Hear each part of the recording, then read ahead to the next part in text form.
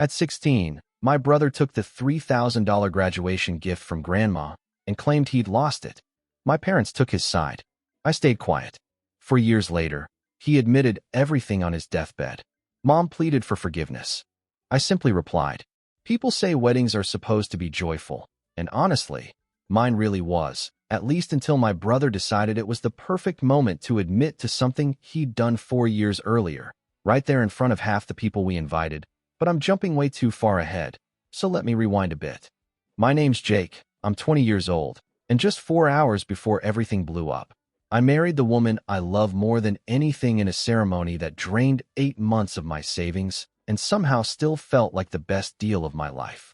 Lily was stunning in every possible way. The venue looked exactly like we'd pictured. My best man actually managed not to lose the rings, and for once, which almost never happens for me, everything felt calm and under control. That peace lasted right up until my brother Mark walked in already drunk. My older brother, 24 years old, at least 3 beers past making sense, locking eyes with me and walking over with that familiar look that always meant trouble and usually meant he was about to make the moment about himself. He grabbed my arm and said, "Jake, I need to talk to you," and I told him not now, but he pushed back, saying he had something he needed to say, something he should have told me a long time ago. And when I looked over at Lily, she squeezed my hand and gave me that quiet look that said I could handle this, so I asked him what it was. Mark's eyes were glassy, his hands shaking, and when he said, "The money from Nana Ruth, when you were 16, it felt like the floor dropped out from under me, because instantly I wasn't at my wedding anymore. I was 4 years in the past, a different kid in a different life, and to understand how we got here, you have to know what happened back then. I was 16 when my grandmother, Nana Ruth, passed away from pancreatic cancer, the kind that moves fast and doesn't give you time to catch your breath, going from diagnosis to hospice in about 6 brutal weeks. And after school every day, I went to see her, sitting by her bed, reading out loud, holding her hand while she slept, while my parents, Carol and Frank, came a couple times a week and Mark didn't come at all, always saying hospitals made him nervous.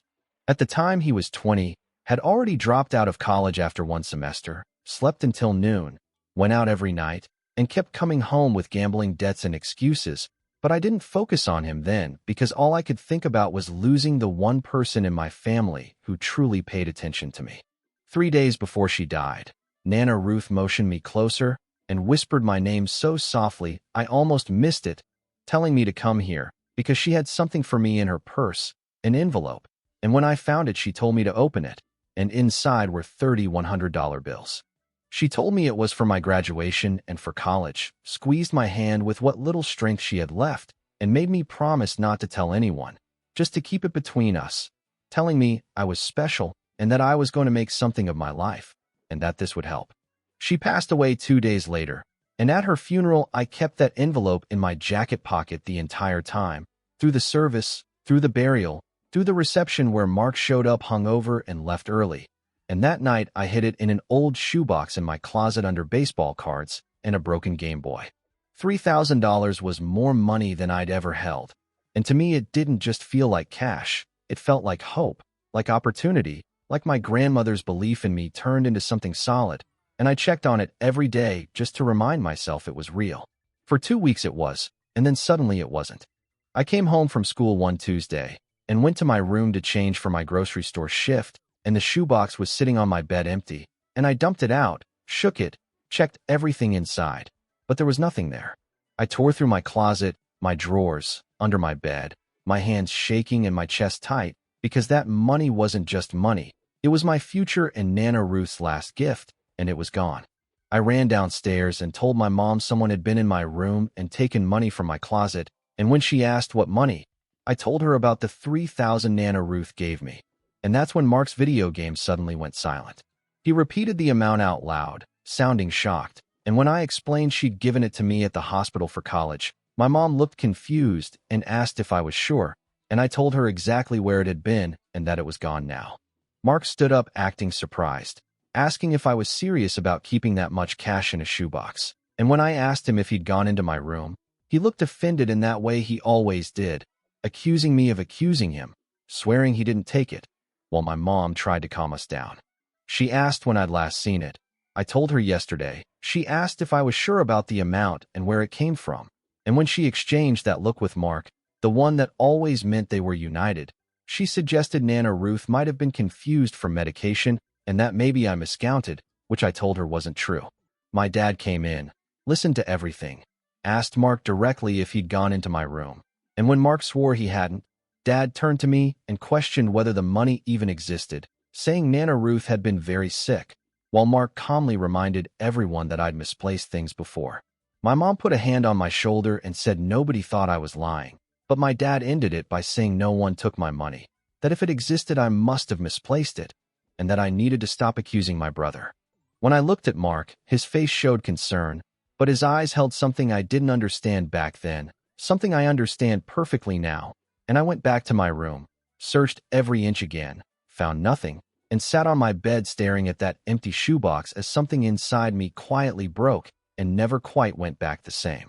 I didn't break down crying, I didn't raise my voice, and I didn't argue my case anymore. I just quietly stopped expecting anything from them at all, and that shift happened so cleanly it almost surprised me. That same night, I sat at my computer and filled out online applications for every place that said they were hiring, and when the grocery store called me the very next day asking if I could start that weekend, I didn't hesitate. They asked if I could handle 15 hours a week, maybe 20 once summer hit, and I told them I'd take whatever they were willing to give me. I was 16, halfway through my junior year, and I was finished waiting around for people who didn't really see me to suddenly decide I mattered. My first paycheck came out to $186.37 after taxes, and I remember staring at the number like it meant something, because it did. I took it straight to the bank, opened my first savings account, and started rebuilding the college fund Nana Ruth had meant for me and that Mark had stolen. I couldn't prove he did it, didn't have evidence or witnesses, but I knew it anyway. The same way I knew my parents sided with him not because his story made more sense, but because believing him was easier than admitting their favorite kid had robbed their other son, and easier than admitting they'd failed me. So I stopped trying to convince them and focused on working, saving, and putting together a life they couldn't touch. Over the next 2 years, I worked about 20 hours a week during school and 40 every summer, and every single dollar went into savings while I watched Mark fall apart in slow motion with more gambling, more drinking, and more excuses, and I watched my parents keep rescuing him, paying off his debts and funding fresh starts. The same people who once told me I probably imagined $3,000. I didn't argue or remind them. I just kept quiet and kept working. By the time graduation rolled around, I had $8,000 saved. My parents showed up, took pictures, and went out to dinner with me afterward. And when my mom told me they were proud, I smiled and said thank you without mentioning that they hadn't helped with college applications, car insurance, or anything else, because by then I'd learned something important, that people who truly matter don't make you prove your worth. And the ones who demand proof never really matter. That fall I went to a state school, worked my way through college, and took out loans for whatever my savings couldn't cover, and my parents visited once during freshman year, stayed an hour, asked how classes were going, and left early because Mark was in rehab again, a program they spent $10,000 on, the same amount it had taken me 2 years of minimum wage work to save. I didn't comment, I just kept building. By 20, I had my degree, a job, my own apartment, and Lily, who I met sophomore year in statistics class, who laughed at my terrible jokes, didn't care that I worked 3 jobs or couldn't afford fancy dates, and actually saw me for who I was. When I proposed, I used a ring I'd saved 6 months for, and she cried, said yes, and told me it was perfect. I invited my parents to the wedding and they agreed to come, acting happy for me. And Mark was invited too, 8 months sober and promising he wouldn't miss it, and I believed him about staying sober even though I should have known better about everything else. Now there I was at my reception around 8 that night, Mark drunk and crying and finally saying out loud what I'd known for 4 years, admitting he took the money Nana Ruth left me, stole it from my room, gambled it away in 2 days, and let our parents blame me for losing it. Conversations nearby died off as people started listening. My parents rushed over with my mom looking pale and my dad confused, and when Mark told them the truth, the silence felt heavy enough to crush the room. I stood there calm and steady, not shocked or angry, just validated. And when I said I knew, Mark stared at me wide-eyed, and my mom started crying, insisting they hadn't known, and I told her gently but firmly that they did know. They just chose not to believe me. Lily was beside me, her hand on my arm, grounding me, while Mark rambled through apologies and explanations about gambling debts and desperation. And I let him talk, because the real story was written all over my parents' faces as they realized they'd chosen wrong for 4 straight years. When my dad said we needed to talk, I told him quietly that we didn't, because knowing the truth now didn't change anything. And when Lily and I stepped outside for air with my parents following, I realized something important.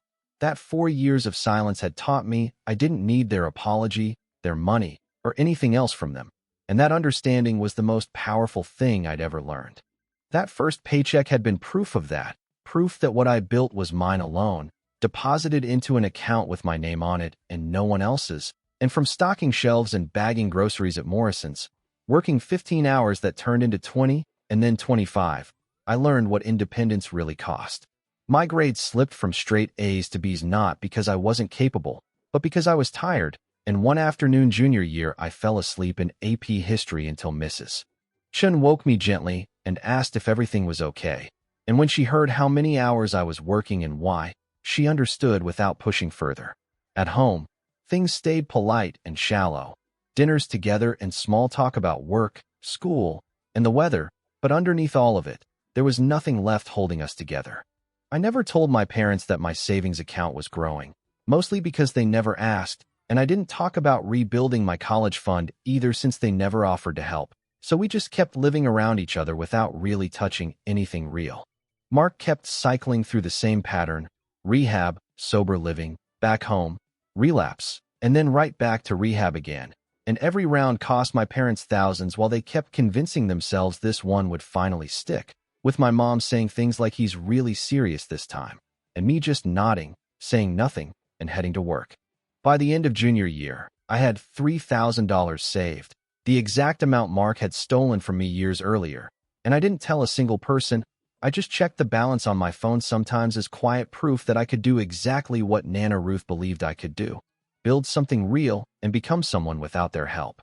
Senior year kicked off with college applications, 8 of them, all state schools with solid financial aid, and the application fees alone ran me $400, which I paid straight out of my savings. And when my mom noticed the charges on the kitchen table and asked if I was applying to college, I told her yes and listed the schools. She pointed out they were all state schools and asked if I didn't want to aim higher, and I told her these were the ones I could afford. And when she said they could help with applications, I told her it was fine and that I had it handled, and she looked like she wanted to argue but didn't. Mark came home that same week, 6 months sober, looking healthier and clearer, congratulated me on applying to college, and told me he was proud of me. And the words sounded wrong coming from the guy who stole my future and let me take the fall, so I just said thanks in a flat voice, watching him flinch like he could hear everything I wasn't saying. I got accepted into 6 schools and chose State U because it gave me the best financial aid and was close enough that I could keep working at Morrison's during breaks. And at graduation, I walked across the stage to polite applause, took pictures, and went to Olive Garden with my parents afterward, my choice, where my dad told me again how proud they were, and I thanked him without mentioning the years of working, the missed events, or the exhaustion. Mark was there too, 9 months sober, working at a warehouse and living in a sober house. And as we were leaving, he asked if we could talk, walked me out to the parking lot, and told me he knew he hadn't been a great brother, but that he was trying, and that he was happy for me. And I looked at his face trying to decide whether I was seeing real guilt or just another performance. Then thanked him and told him I knew I was going to do great things, surprising him enough that he didn't know what to say. I drove myself home to the house I'd be leaving in 3 months and didn't feel sad at all, just free. College wasn't easier, just different, and I worked 20 hours a week at the campus bookstore, delivered pizzas Thursday through Saturday nights, and tutored math on Sundays, stacking about 60 hours a week between work and classes, which left no time for parties and barely enough for sleep. But I was paying my own way every semester, every dollar. My parents visited once freshman year in October, took me to lunch, asked about classes, friends, and clubs, told me I should make more time for the college experience, and I nodded while thinking about my 3 jobs and 18 credit hours. Then they left after 2 hours and never came back. Mark called me once that semester, drunk at 2 in the morning, telling me he loved me and complaining that I was always busy. and I hung up because I had class at 8, and by Christmas he was back in rehab again, program number 5 or 6. I'd lost count, costing $15,000 that my parents paid while I worked winter break at Morrison's and saved another $2,000. Sophomore year, I met Lily in statistics class when she borrowed a pencil on the first day and told me I looked exhausted, laughing when I asked how she knew and explaining that she worked too and recognized her people, and we started studying together, then getting coffee, then actually dating. She was a nursing major who understood exhaustion, working while everyone else partied, and not coming from money. And when she told me her parents couldn't really help her either because they were still supporting her younger sister, I told her my parents were helping my older brother instead, and she didn't judge, just nodded and said that sucked before telling me it was impressive I was doing it anyway. Dating Lily was easy, not because life was easy, but because we cared about the same things: work, school, and building something real, with no drama or games. By junior year, I'd paid off my first year of loans, built a small emergency fund, and was on track to graduate with minimal debt. And on my birthday, my parents called to sing happy birthday and ask about school without offering help or visiting, while Mark texted a simple happy birthday message that I replied to with thanks. And that was the extent of our relationship: polite, distant, and completely silent about the money. There was never any real acknowledgement of what Mark had done, just distance that stayed polite and quiet. And by senior year, I was used to it, so I focused forward and landed a paid internship in my field, business analytics, one of 5 spots out of 50 applicants. And when the manager told me my resume stood out because I'd worked 3 jobs while holding a 3.4 GPA, I felt something click into place. I started in January, 15 hours a week during the semester and full-time over the summer, making $18 an hour, more than I'd ever earned, which finally let me cut back to 1 job at the bookstore and breathe for the first time in 4 years without feeling constantly worn down. Lily and I moved in together that spring, a small apartment with secondhand furniture and split rent, tight but doable. And one night on our beat-up couch eating Chinese takeout, she smiled and said we were really doing it, building a life without family money or help. And I realized she was right, and that I was proud of us in a way I'd never been proud of anything before. In April, I got a full-time job offer starting after graduation at $50,000 a year, accepted immediately, and called my parents to tell them, listening as my mom said she was proud and asked where I'd be working, then went quiet when I told her it was 4 hours away. And when she said they'd miss me, I said I'd miss them too out of habit, even though I knew I wouldn't, because you can't miss something you never really had. Graduation came in May. My parents showed up, so did Mark, sober for 13 months, and we took photos and ate dinner and made small talk while my dad repeated how proud he was, and I thanked him without feeling anything at all. And when Mark pulled me aside afterward to say he was happy for me and that I'd done it all on my own, I looked at his clear eyes and earnest face and felt tired more than anything else. Tired of waiting for an apology that never came and tired of carrying feelings that only weighed me down, so I thanked him because it was easier. That summer, Lily and I moved to a new city, new apartment, new jobs, and a new life far from parents who'd chosen wrong and a brother who'd stolen from me and never owned it. And I called home once a month for 10 minutes at a time, kept everything surface level, and noticed they never asked how I was really doing, and I never volunteered it. A year later, I proposed to Lily in the park where we'd had our first real date with a simple ring and an honest question, and she said yes. And we planned a small wedding, saved for 8 months, kept it simple, invited my parents and Mark, believed him when he said he was 18 months sober and wouldn't miss it. And the day itself was beautiful until 8 that night when he got drunk and decided to confess, bringing us all outside the reception hall into a quiet hallway where the music sounded distant, like it belonged to someone else's life. My mom's mascara was running as she begged to explain, and I told her there was nothing to explain because Mark stole from me and they didn't believe me. And when she said they hadn't known, I told her they hadn't wanted to know, which isn't the same thing. And when my dad said they had no evidence, I told him I was the evidence because I'd told them exactly what happened. And being 16 and forgetful didn't explain losing $3,000. Lily's hand tightened on mine, steady and grounding, while Mark cried against the wall saying he was sorry and ashamed and desperate. And I told him those were choices he'd made again and again, choosing to steal, lie, let them blame me, and stay quiet for 4 years. And when he said he hated himself, I told him he should, which made my mom gasp and call me cruel until I reminded her he'd stolen my college fund while I worked 3 jobs, and they paid for his rehab with money they said they didn't have. The silence was thick, my dad saying they paid for rehab because addiction was a disease, and I told him I needed help too, with college, books, rent, food, and all I needed most was a parent who believed me.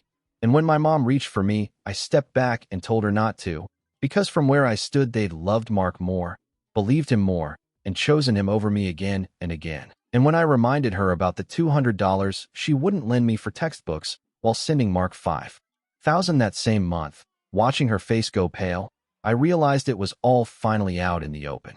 Mark slid down the wall crying on the floor, apologizing over and over, and when I looked at him, I didn't feel anger or relief or satisfaction, just emptiness, and I told him I knew he was sorry.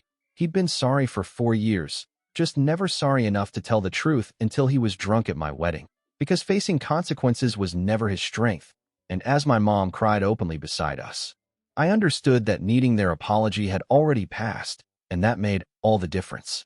They kept asking what they could do and how they could fix it, and I told them flat out that they couldn't, because there was no way to give me back 4 years of walking around thinking my own parents saw me as a liar. No way to rebuild the trust that cracked and never came back, and no way to erase every moment they chose Noah over me when it actually counted. My dad's voice was shaking when he said they'd pay me back the $3,000 with interest, and I almost laughed because I didn't need their money anymore. Not when I made 50 grand a year, had a wife, an apartment, and a life I built with my own hands, and without their help. When they asked what I wanted instead, I told them nothing, and that was the point, that I didn't want or need anything from them anymore.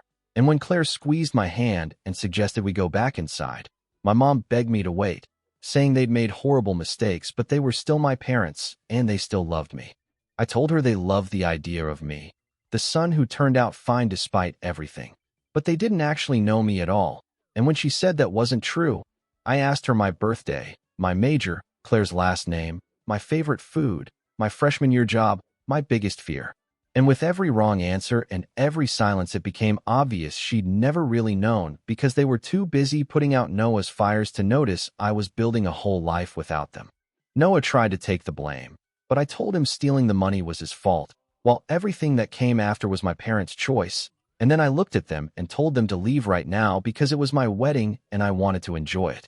They stared at me like I might back down, but I didn't, and Noah was the first to move toward the exit while my mom lingered, devastated, begging, and even though part of me felt bad, a bigger part remembered being 16, sitting on my bed, tearing my room apart, being told I probably imagined the money, so I told her again to go. My dad guided her away. She said she loved me, and I said nothing, and once they were gone the hallway went quiet, and Claire asked if I was okay. I took a breath and realized I was more than okay, because for the first time I felt free. And when we walked back into the reception, people whispered, but my best friend Alex showed up immediately asking what happened, and I told him I'd explain later because right now I wanted to dance with my wife. Claire laughed. The DJ put on something upbeat, and we danced surrounded by friends, by real family, by people who were there because they wanted to be, not because they felt obligated. Drinks showed up, jokes cut the tension.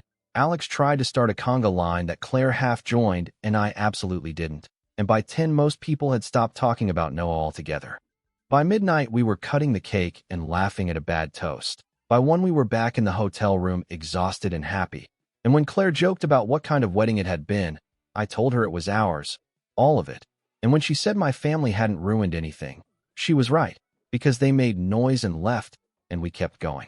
We fell asleep around 2 in the morning, married and free, and when my phone buzzed at 8 with messages from my parents, I turned it off without reading a single word, because I'd already learned I didn't need their validation, and that night proved I didn't need their apologies either. 6 months later, a handwritten letter showed up with Noah's writing on it, and when Claire asked if I wanted to open it, I hesitated before nodding and letting her read it first, watching her face soften before she asked if I wanted to hear it out loud. And when she started reading, it began with, "Ben, I'm writing this because I know you won't answer my calls or texts." The letter said he didn't blame me, and that he'd been in therapy for 4 months, court-ordered after a DUI, and that he was 2 years sober now. actually sober, not just talking about it, and that his therapist made him write accountability letters to everyone he'd hurt, and that mine was the hardest. He admitted he stole from me, lied about it, let our parents blame me, and watched me run myself into the ground while he kept getting bailed out, and he owned the fact that he took my future and gambled it away in 2 days with no excuses and no explanation that could ever make it okay. He said addiction, desperation, and selfishness were all true, but none of it justified what he did, and that he robbed me of more than $3,000. He robbed me of trust, of family, of the kind of childhood where your parents believe you, and that he couldn't give any of that back, but he finally saw it now. All of it. What he did and what they did, and that I deserved better from him and from them. He said he wasn't asking for forgiveness because he knew he didn't deserve it. He just needed me to know I was right about everything, and that he was sorry, and that he was working construction, living alone, going to meetings, and building something small but honest, and that whether or not I ever wanted to talk again was my choice and he respected it, and that he was proud of me for building a life despite them and not because of them. Signing it, Luke. Anna folded the letter and asked what I thought, and I told her it sounded honest, and when she asked if I forgave him I really sat with it, and said maybe someday, but not today, and she said that was fair, because not being angry isn't the same thing as forgiving. I put the letter in a drawer and didn't respond, because forgiveness isn't something someone gets to ask for. It's something I give when and if I'm ready, and I wasn't. My parents kept trying too with calls, texts, emails, and cards on holidays, all saying the same thing, that they were sorry and they made mistakes and wanted to talk, and I didn't answer, not out of cruelty, but because every time I thought about engaging I was right back at 16, tearing my room apart for money I knew was gone, and being told I probably imagined it, and I couldn't go there yet. Anna asked me once if I thought I'd ever talk to them again, and I said maybe if they showed real change, not just words but actual accountability and effort, and she kissed my cheek and told me to take all the time I needed because she wasn't going anywhere. A year after the wedding we bought a small 2-bedroom house that needed work but was ours, and we had a housewarming with friends from work, Anna's family, and Mike and his girlfriend, but not my family. And when Anna's mom gently asked about my parents I said they weren't invited and that we weren't in contact. And she said sometimes family isn't who you're born to, it's who shows up, and I told her exactly. That night after everyone left, Anna and I sat on our porch on our house, and she said we really did it. Built something real without family money or help.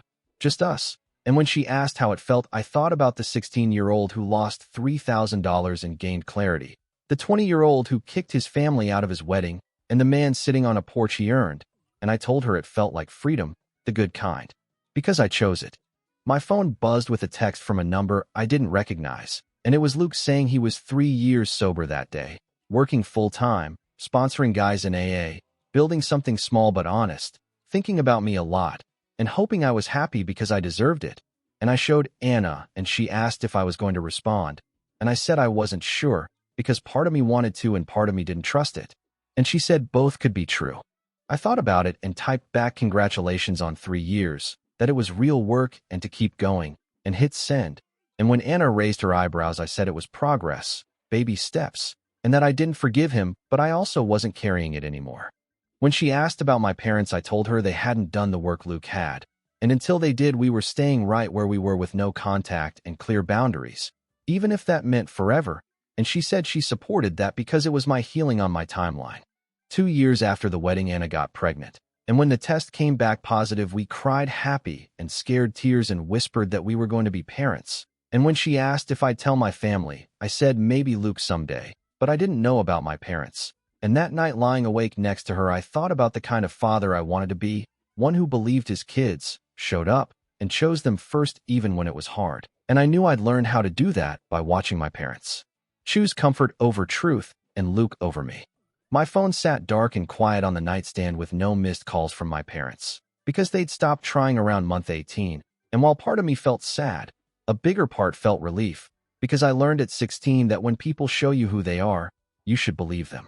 Luke showed me he was capable of stealing from me. My parents showed me I was second priority, and I believed them and built a life where that no longer defined me. Some people spend their whole lives waiting for an apology, but I waited for the truth, and when it finally came years late, and in the worst way, I'd already moved on, because I didn't need their sorry or their money or anything from them at all. I just needed to build something better for me, for Anna, and for the child we'd raise, for the family I chose instead of the one I was born into. And that was worth more than any inheritance. Even $3,000 from a grandmother who believed in me when no one else did, because I took that belief and turned it into something real, something no one could steal, something that was mine, and that was enough.